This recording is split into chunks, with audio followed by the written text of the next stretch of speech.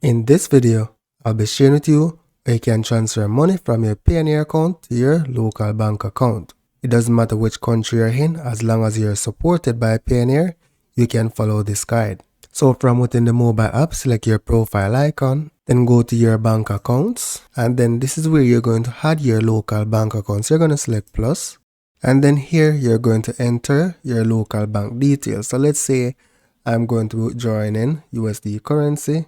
Then select next. Now here's where you need to specify the bank account information. So from the drop down, I'll be selecting a bank which is located in my country. Then you specify your full name and your account number, and then confirm the bank details above are correct, and then say next, and then select add bank account. Now I've added several bank accounts already. I just wanted to share with you how you could achieve up to this point now. So let's go back.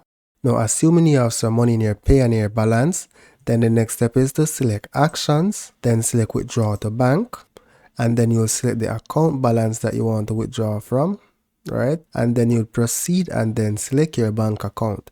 Now as you can see, I don't have any funds to proceed to the next step, but you should get a general idea of how you should be able to accomplish this.